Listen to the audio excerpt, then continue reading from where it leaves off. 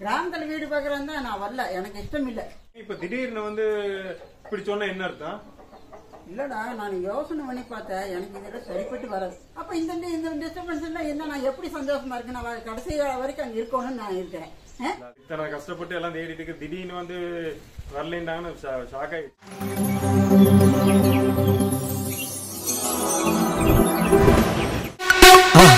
மறக்காம சர்ப்ரைஸ் பண்ணுங்க.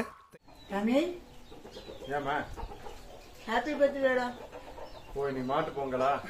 அப்பா இது ஆரம்பிச்சிட்டீங்களா? மாட்டு பொங்கல்னா உடனே பர்த்டே விஷ் சொல்றது, இதெல்லாம் மன்னர் காலம் அரசர் காலத்திலேயே குழி தோண்டி போச்சு, மக்கியே போயிருக்கு. போமா போய் வேற வேலை இருந்தா பாருமா. சரி, நான் கேட்கலான்ட்டு இருந்தேன், நம்ம வீடு கட்டுறதுக்கு இடம் பார்க்கணும். ஏய் கொஞ்சம் அமைதியா இருங்கடா.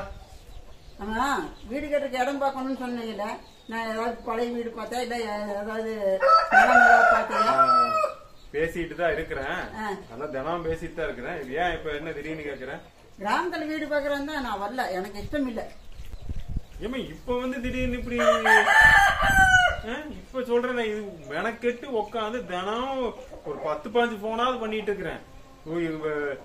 எங்கெங்கெல்லாம் கான்டாக்ட் இருக்குதோ அவங்ககிட்ட எல்லாம் கிராமத்துல இருக்கவங்க பேசி, நமக்கு எல்லா கிராமமா கான்டாக்ட் கிடைக்கும், இருக்கிறவங்க யாருன்னு யோசிச்சு வச்சு ஒவ்வொரு நாள் போன் கான்டாக்ட் எடுத்து அவங்ககிட்ட பேசி, லேண்ட் என்ன விலை வருதுங்க, இல்ல வீடா இருந்தா தார்சி வீடா இருந்தா என்ன விலை, இல்ல ஓட்டு வீடா இருந்தா என்ன விலை, சிமெண்ட் வீடு இந்த குடிசை வீடு இதெல்லாம் என்னென்ன விலை, எப்படி எங்க கம்மியா கிடைக்கும், இல்லையா லேண்டு கம்மி விலை கிடைச்சா வீடு கட்டுறதுக்கு எப்படி சிம்பிளா கட்டலாம், கம்மி ரொம்ப இருக்கிற காசுல எப்படி கம்மியா கட்டலாம், நானும் மெனக்கெட்டு உட்காந்து தேடிட்டு இருக்கிறேன். நீ அவங்களும் வந்து அவங்களையும் தொந்தரவு பண்ணக்கூடாது, ஏன்னா அவங்களுக்கு ஒர்க் இருக்கும். அதனால அவங்ககிட்டயே நான் சொன்னதுதான், தயவு செய்து எனக்காக வந்து எந்த உங்க ஒர்க் எல்லாம் போஸ்ட்போன் பண்ணிட்டு இந்த மாதிரிலாம் பண்ணாதீங்க, அந்த வழியா போனீங்கன்னா விசாரிங்க, இல்ல யாராவது கான்டாக்ட் கிடைச்சா மட்டும் பேசுங்க அப்படின்னு இத்தனை பண்ணிருக்கேன். இப்ப திடீர்னு வந்து இப்படி சொன்ன என்ன அர்த்தம்? இல்லடா, நான் யோசனை பண்ணி பார்த்தேன், எனக்கு இதெல்லாம் சரிப்பட்டு வராது. என்னமா சரிப்பட்டு வராது? நான் இது சொல்றேன், இத்தனை வேலையை ஆரம்பிச்சதுக்கு அப்புறம் திடீர்னு வந்து சரிப்பட்டு வராதுன்னு என்ன அர்த்தம்? நீ என்ன சொல்லி இந்த கிராமத்துக்கு கூட்டிட்டு வந்த?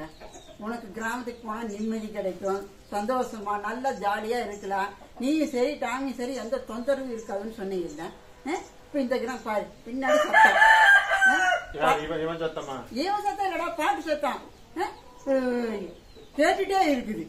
இங்க மாத்தி இங்க மாத்தி அங்க சுத்தி சுத்தி பாட்டு சத்தம் கேக்குது. நம்ம இதுக்கு மிஞ்சி இருந்த வீட்லயாவது அந்த டவுன்லயாவது எங்கேயோ ஒரு 4 கோயில் இருக்கும், சத்தம் வரும், கொஞ்ச நேரம் அமைதியாயிரு. இங்க வந்து சுத்தி சுத்தி எல்லாம் நிறைய கோயில் இருக்கு, கிராமம் சுத்தி 10-15 கோயில் 10-15 கோயில் இருக்குது. சரி பாட்டுதான் வைக்கிறான்னு மட்டும் திடீர்னு பட்டாசு விடுறாங்க. பாவம் அவன் பயந்து ஓடியாந்து ஒளிஞ்சுக்கிறான். எனக்கு சங்கடமா இருக்கு, திடீர்னு பட்டாசு விடும்போது எனக்கு மனசு இதா இருக்குது. நானே ஒத்துக்கிறேன், ஆனா இப்போ டவுன் இருந்த தாண்டி இங்க வந்து நிம்மதி அப்படின்ட்டு வந்தா இங்க அதை விட பல மடங்கு இங்க இப்ப உங்களுக்கு கேக்குதான் தெரியல, பின்னாடி காலங்காலத்துல பாட்டு ஓடிட்டே தாங்க இருக்குது, இன்னும் ஓடிட்டே தான் இருக்கு. அப்புறம் என்ன சொன்னேன், அக்கம் பக்கம் எல்லாம் உனக்கு அனுசரணையா இருப்பாங்கம்மா, கிராமத்துக்காரெல்லாம் நல்லா பேசுவாங்க சிரிப்பாங்க, உனக்கு சந்தோஷமா இருக்கு, பொழுது நல்லா போகும்னு சொன்னேன். இங்க யாராவது அப்படி இருக்கிறாங்களா? ஒருத்தர். இவர் பக்கத்துல இருக்கிற பாலு சார், அவர் ஒருத்தர் தான் பேசுறாரு. அவர் ஏதோ வேலை இருக்கு போயிடுறாரு, வீட்டுல இல்ல ஏதோ இருக்க நேரம் என்னமா ஏதாவது சாப்பாடு சொல்லிடுவாரு.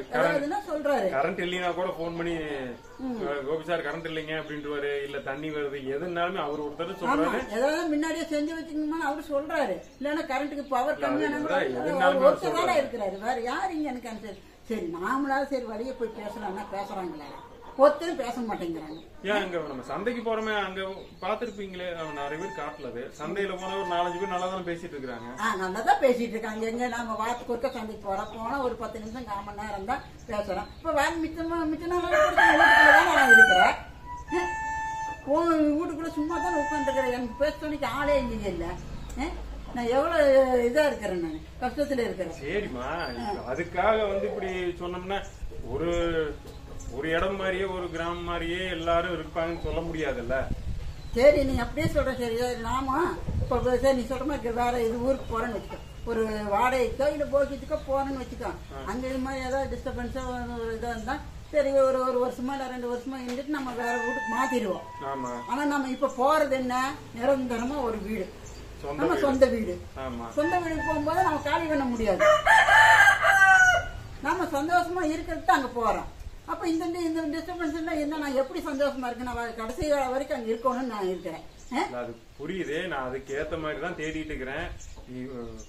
என்ன இப்ப நான் இப்ப கம்மி ரொம்ப நம்ம தேடுற அந்த கம்மி விலை காசுக்கெல்லாம் பாத்தீங்கன்னா அக்கம் பக்கம் யாருமே இருக்க மாட்டாங்க.